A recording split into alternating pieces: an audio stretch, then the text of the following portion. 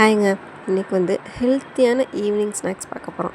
என்னென்னு பார்த்தீங்கன்னா, நம்மளுக்கு கோல்டு, காஃப் இருந்துச்சுன்னா உடனே ஹாஸ்பிட்டலுக்கு போகணுன்னு அவசியம் இல்லை. இந்த ஸ்நாக்ஸை அவங்க அம்மாட்ட சொல்லி ஒரு 2 நாள் செஞ்சு தர சொல்லுங்கள். உடனே சரியாயிடும். டேப்லெட் போடணும்னு அவசியமே இல்லைங்க. நம்ம சாப்பிட்றது மருந்து பொருள்னு சொல்லிட்டு யாருக்குமே தெரியாது. அந்தளவுக்கு டேஸ்ட்டாகவும் இருக்கும், பட் ஹெல்த்தியும் கூட. என்னென்னு பார்க்கலாமா?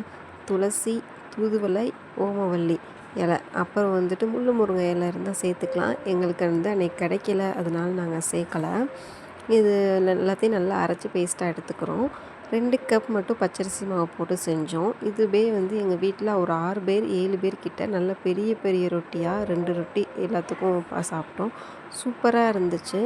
எக்ஸ்ட்ராவும் மிச்சமாகவுமே இருந்துச்சுங்க. அவ்வளோ சூப்பராக இருந்துச்சு. ப்ளஸ் அவ்வளோ குவான்டிட்டி நிறைய வந்துச்சு. 2 கப் பச்சரிசி மாவு போட்டு உப்பு, பெருங்காயம் போட்டோம். அந்த அரைச்ச பேஸ்ட்டு ப்ளஸ் சீரகத்தூள், மிளகுத்தூள் போட்டு நல்லா மிக்ஸ் பண்ணிவிட்டு தட்டி சுத்தமான நல்லெண்ணெயில் பொரிச்சு எடுத்துக்கணுங்க. இதாங்க அந்த வடைக்கு ஹைலைட்டே. நம்ம வெளியிலலாம் வாங்கி சாப்பிட்றோம், அது இந்த மாதிரி நல்லெண்ணெயில் பொரிச்சு தர மாட்டாங்க, பாம் ஆயிலில் பொரிச்சு தருவாங்க. நம்ம வீட்டில் செஞ்சோம்னா சுத்தமான நல்லெண்ணெயில் செஞ்சோம்னா அது வேறு லெவல் டேஸ்ட்டில் இருக்கும். பார்த்தீங்களா எவ்வளோ பெரிய பூரி நல்லா பொஃபு பொஃபுன்னு வந்திருக்குன்னு பார்த்தீங்களா? எல்லாருமே சாப்பிட்டோம். செம்ம டேஸ்ட்டாக இருந்துச்சு. மாவு மிச்சமாக இருந்துச்சுன்னு சொல்லிட்டு அடுத்த நாள் சாப்பிட்றோம். அது டேஸ்ட் டோட்டலி டிஃப்ரெண்ட்டுங்க. நீங்கள் ட்ரை பண்ணி பார்த்துட்டு சொல்லுங்கள்.